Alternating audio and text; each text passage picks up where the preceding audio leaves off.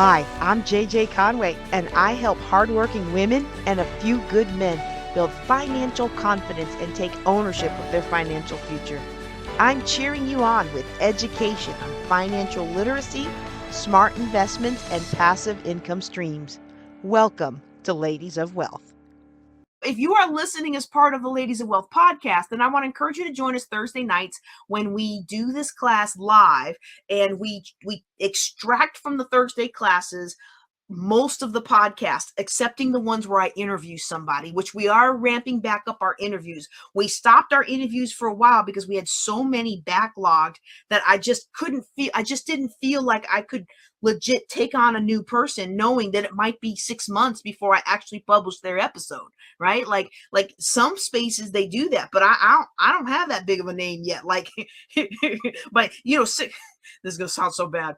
6 months from now, half the people that come on with a business idea, it might be a great business idea, and I want to share it with you to inspire your business idea, but I'm not going to be naive about it.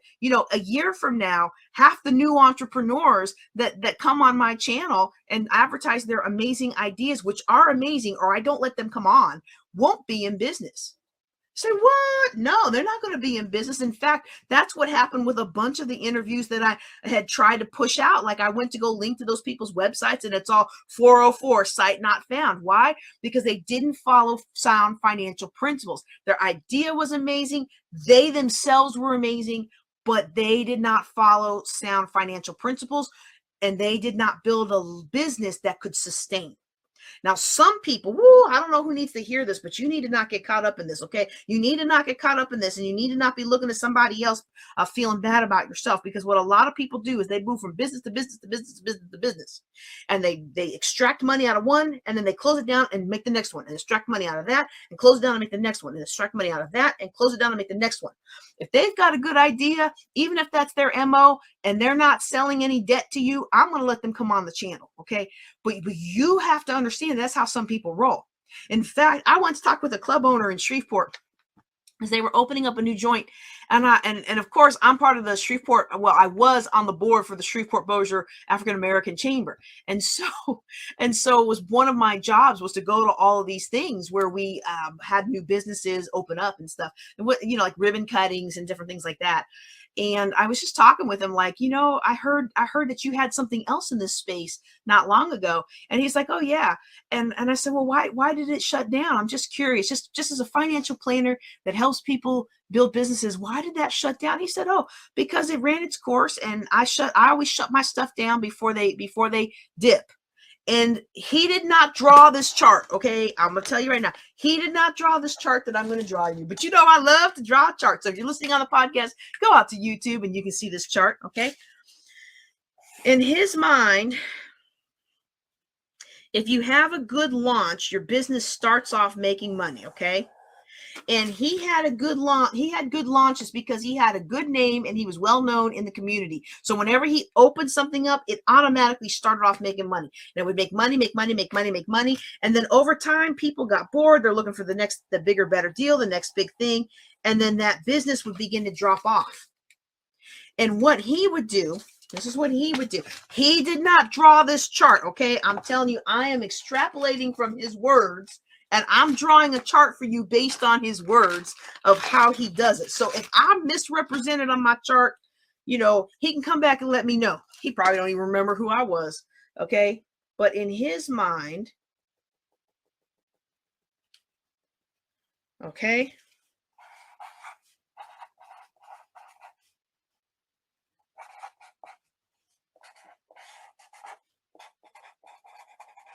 In his mind, he always started with a certain amount of money because he had been doing this long enough that he kind of understood how much he was going to make at a launch. That was his seed money. His seed money goes into it to help get it where it needs to go. Then he launches, and then he just starts making money. Then the business peaks, and then it gets down to a point where the business stops making so much money. He always reserves his seed money. I really put that seed in the wrong spot. So I should put that over here. I'm not going to change it, but I'm going to just do it like that, okay? He always reserves his seed money so that when this business starts to draw off, because that's just the nature of the business cycle in that market, then what he does is he closes it down He closes it down.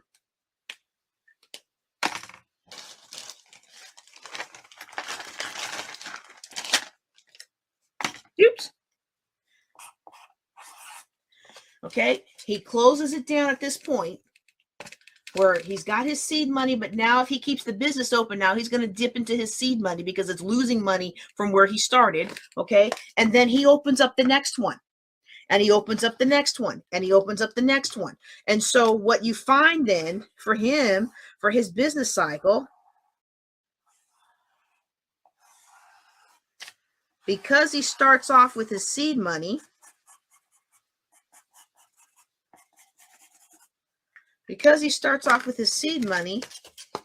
all of the shaded green area above that is profit. And he just rinses and repeats. And I thought, wow, he just rinses and repeats. And I thought, wow, that's actually pretty snazzy. All right. So I'm saying all that to say well, I don't even know how I got on that. Oh yeah, because we finished the question about the getting apartment, and then we were talking about people on the thing, and we're gonna have more interviews. But if you are listening as part of the Ladies of Wealth podcast, we do encourage you to be on. And if you have a business, or if you have something that you think my audience would really benefit for, we have reopened the ability to have guests again, and we would love to have you come on. All right. So I do want to talk about this scam. How did I even find this? I don't even know how I found it, y'all. But I have been knowing that credit repair scams are a scam for a long time. And this is going to make a lot of people mad. And this is one of the reasons why I don't have as many sponsors for the show as I could have. Because, when you have a show like the Ladies of Wealth podcast, generally speaking, the people who sponsor financial stuff, they are people who sell debt. They are people who sell insurance.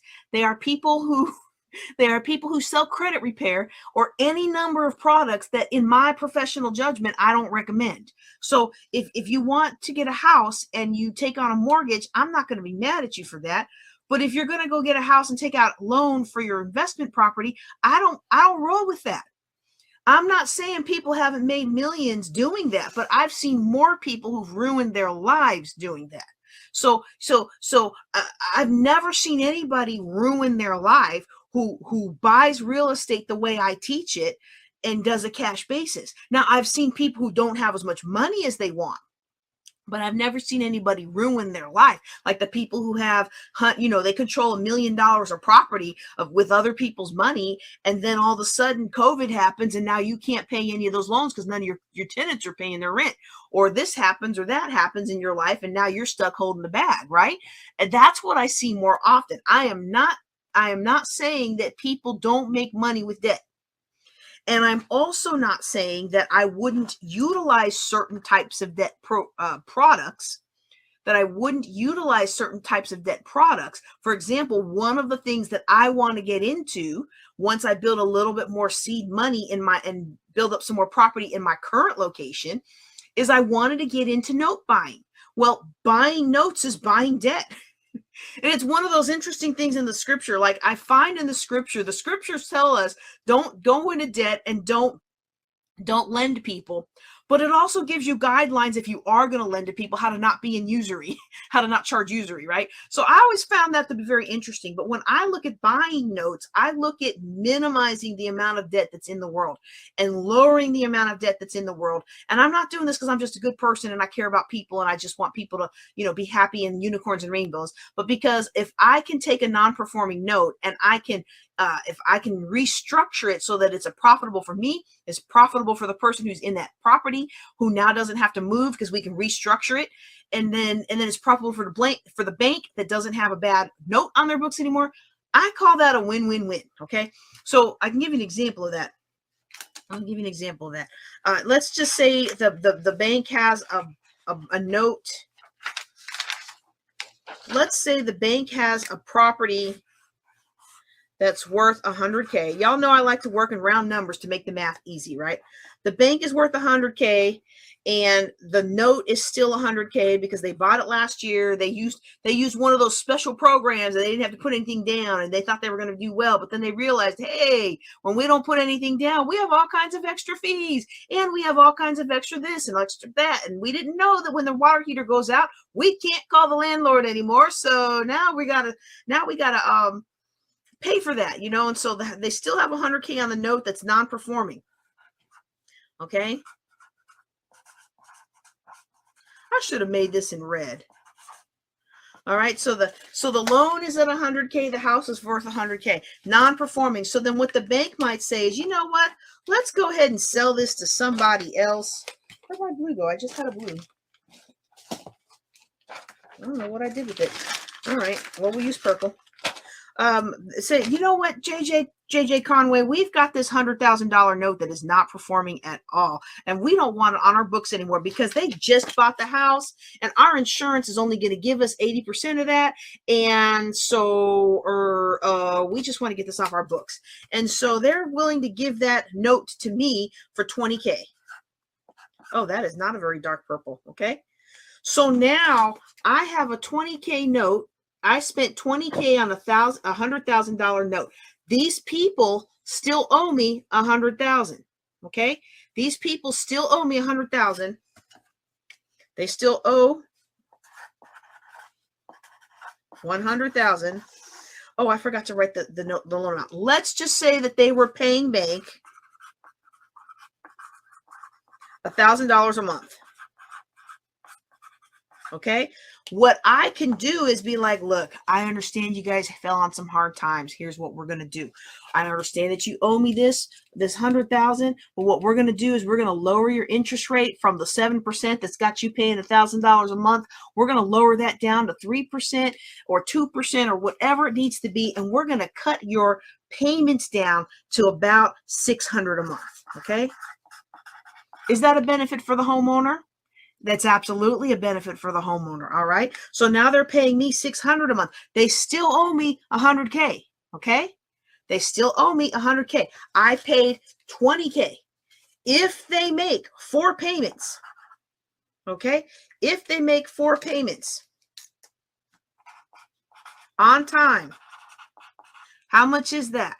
Okay. That's 20. Wait, 6 times 4, math in public, is 24, right? That's 24, $100. And then, oh, you know what? I messed that up. That's $2,400. And so what I was trying to show is that's in over 10 months. That's what I needed. 40 payments. Sorry.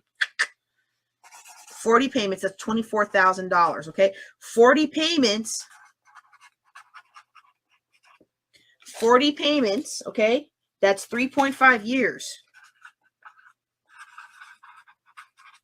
Okay, well, we got them on a $600 a month for 30 years, which means over the course of that loan, they owe me 100K.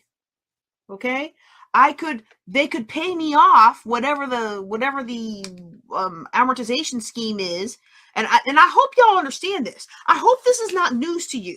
Okay. I hope you do understand that when you buy a house, you're generally paying like 3 times what that house is worth by the time you pay your loan out. Right. Okay. But what I want to show you with this is I get my money back in 3.5 years, and then the rest is gravy. And if they don't keep paying, I take them out of the house. I foreclose on the house. I put somebody else in the house, rent to own, and I probably put them at the market rate of $1,000 a month. The market, whatever the market interest rates are. So I'm not saying, people who buy notes or buy loans or anything like that are the devil. But what I find is that when people come in and they want to talk about credit, they want to talk about credit repair, and they want to talk about doing all this stuff with credit, they're usually scamming the system. And it's usually a temporary effect. How many of you are my age and older, and you remember when everything that was done with the credit bureau was not done with internet? It was done through fax, and it was done with letters. And me and my ex-husband, we actually bought into this system where we gave our credit information to the people who ran the system. They used to work for one of the credit bureaus. And what they would do is every month or so, they would send letters and say, take this off and take this off and take that off and take that off and take that off and take that off. And it was all done through fax and letters. And then we would get all these letters back from the credit bureau. So like every month we get like 15 or 20 letters like, this has been removed, this has been removed, this would be removed, this would be removed. And so in the year that we were in that program, yes, our credit was probably the highest it had ever been at that time because they were constantly scrubbing and cleaning it. Okay. Did it need to happen? Well, for the money we paid them, you know what we really could have done? We could have just paid our bills. And we would have come out way ahead. Instead of paying them $1,000 every month, and this was almost 20 years ago, instead of paying them $1,000 every month, we could have just spent an extra $200 or $300 and paid our bills. And then our credit would have been great and we wouldn't have had to pay all them and they wouldn't have had to waste all the paper and the fax and the ink and all the things, right? But we just fell into this mindset of, oh, we can't possibly do it for ourselves. And so I see that now. And so when people come to me, they're like, oh, well, I'm going to use credit repair, and you're paying $900 for somebody to scrub your credit temporarily so you can go get a loan on a car, or you can go get a apartment, or you can go get a mortgage. If you have to do that, I'm telling you right now, as your friendly neighborhood financial planner who you have not engaged, so this is not actually professional advice, but somebody who cares deeply about you, and I want you to understand the broad educational concepts. If you have to do that, you cannot afford what you are trying to do. Because if you could afford what you were trying to do, you wouldn't have to go through those machinations. Your credit and your finances would be where they need to be, that you don't have to deal with that issue. Okay. Now, is that a scam? That's not necessarily a scam, but let me tell you what I found out about today. Because I was just curious. Because I've been around this block for quite a bit of time, and I've watched things come and go, and it's always temporary, and it costs the people a lot of money. And in fact, there was one person who I really wanted to sell one of my properties to because I just really wanted them to have it. It was really, they've been in it so long, it's their house. And they started talking about the credit repair. It was going to cost them $2,500. And I thought to myself, for $2,500, you could have a mortgage on this property and not have to go through the credit repair, because guess who's the bank? Of course, I'm not going to say that, but in my mind, I was like, could you just submit this application through my company? Oh, no. We're going to do this credit repair. We're going to do this. We're going to do this. Just submit the app. And you tell people, but you can't tell people because you can't do too much on that. But when I decided the other day, I came across this credit repair, and I thought, let me just walk through this a little bit. Y'all, I don't even know. It is posted out there on the internet for anybody to find. This person got a whole list of their menu of options. If you want to get a car, they'll scrub your social, they'll scrub this, they'll scrub that. If you want to get this, they have different levels. Hold on, let me bring it up, because I don't want to say, I'm not going to show it to you personally, okay? I don't want to show it to you personally because I don't want to give this person any business. There may be more to the story. I doubt it, but there may be more to the story, and I'm not an investigator. And I'm not even an investigative reporter. So, but I'm going to pull this up real quick. Let's see. Where is it? It was just today that I found it. And I added it to our lineup for tonight. This is called, I'm not going to show it to you. I'm just going to read it to you. Okay. This is called moving services. Okay. This is how they can help you move to whatever you want. So if you want to pay $500, they will give you what's called the basic apartment approval package. They'll give you a fully activated new social security number, email, and phone number. They'll get you the digital social media. They'll get you a proof of income. They'll get you 4 stubs and 3 statements and an offer letter. They'll give you employment and rental. Whoa, typo. They'll give you employment and rental verification. And he's like, now look, I imagine that nobody who subscribes to my podcast or is watching me right now is somebody who would utilize this service. However, I have a lot of real estate investors who are who are in my sphere of influence because we invest together, right? You need to watch out for this, okay? This is a scam. So I titled it Scams You Need to Run From. You need to be careful about getting involved in any kind of credit repair scams that are out there, especially if they offer to work directly with the bank for you. You don't know what they're doing behind the scenes. And if they're doing this kind of stuff for you behind the scenes and not advertising it like this person is, you might be left holding the bag when the authorities come knocking on your door. That's one side of the scam you need to be away from. But if you're on the landlord side of the scam, you need to know that these things exist, okay? So now this one is like the luxury apartment approval package. You get a whole new social, whole new phone number, whole new email, your digital profiles they create for you, your digital social media. They're going to give you the employment stuff. They're going to walk you through the application process. They're going to give you a credit monitoring login with a guaranteed high score. Only $950. They're going to get y'all. You need to watch out for this. You don't want to be taken for a ride. All right. I love this house approval package. They get you the new social security number, the new digital platforms, your new email and all that stuff. You get 6 stubs, 6 statements. Now, it's interesting. They don't do a tax return, and with today, you need that. But I love how all packages include multiple applications. If you are denied or change your mind, for any reason, and additional income documents if requested by the property. $75 rush fee applies if you want to skip the line or expedite your process.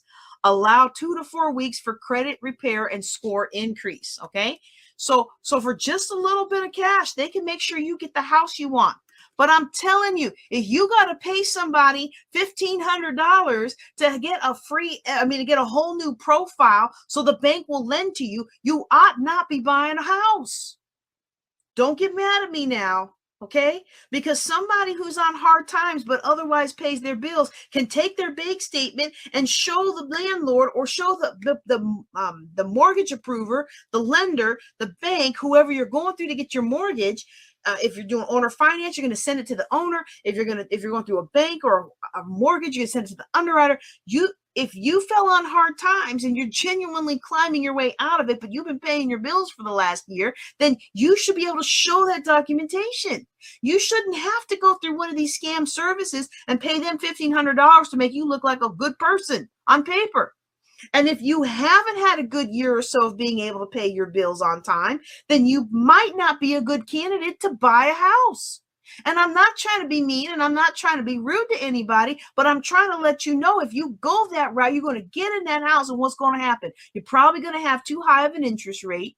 So you're going to pay more for your house than you should have. And then when everything in life starts happening to you, you're not going to have the savings. You might not have the savings. You might have the savings, but you might not have the savings to do something about it. And then your life is always going to be spent robbing Peter to pay Paul, so that you can make ends meet.